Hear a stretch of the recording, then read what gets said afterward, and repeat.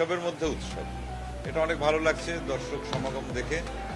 আর এই এই এই এই এই ঈদে যে কটা সিনেমা রিলিজ হচ্ছে সবগুলো সিনেমা, যেমন আগের ঈদেও আমরা দেখেছি যে প্রত্যেকটা সিনেমা খুব ভালো চলেছে। এটা আমরা আসলে চাই যে আমাদের সিনেমা এইভাবে এগিয়ে যাক এবং আমাদের দর্শকেরা সিনেমা হলে এসে সিনেমা দেখুক, এবং যত দর্শক আমাদের সিনেমা হলে এসে সিনেমা দেখবেন আমরা আসলে তত বেশি ভালো ভালো সিনেমা নির্মাণ করতে পারবো। আর সবচাইতে বড় কথা, বিনোদনের জন্য তো আমরা সবাই কাজ করি, দর্শকের নির্মল বিনোদনের জন্য।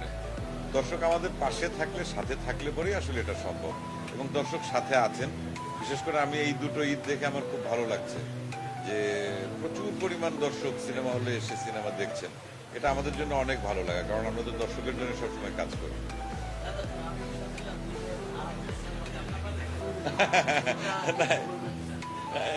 আসো, সাদিয়া আইমান, সৌম্য কই? সৌম্য, আচ্ছা। এই ছবিতে আসলে বেসিক্যালি অভিনয় করেছে আমাদের উৎসবে জাহিদ ভাই, জাহিদ হাসান।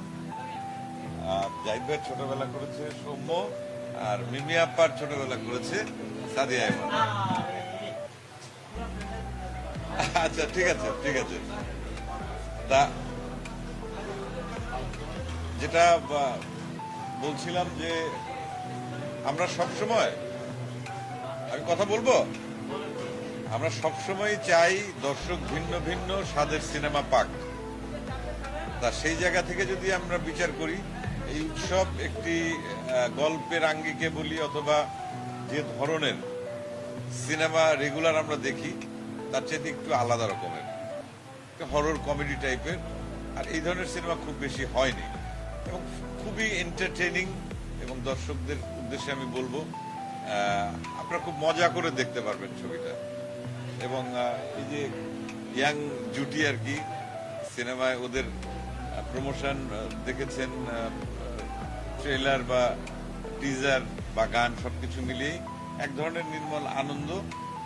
যেমন আমি দেখেছি, আমার কাছে ভালো লেগেছে, এটা দর্শক হিসাবে আমি বলছি।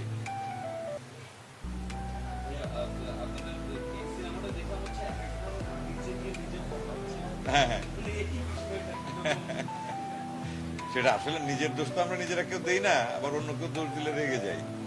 আসলে নিজেকে নিজে দোষ দেওয়ার মধ্যে এক ধরনের মজা আছে, যে আমি আমার ভুলগুলো, আমার ত্রুটিগুলো যদি দেখিয়ে দিই খুঁচিয়ে খুঁচিয়ে, সেটা বোধহয় বেশি ভালো। তা আমি, জয়া হাসান আর অপি করিম, আমরা 3টি স্পেশাল চরিত্রে অভিনয় করেছি এবং 3টা ভূতের চরিত্রে। তা এই ভূতগুলো হচ্ছে যে 3 জনের রূপ ধরে তো আসে,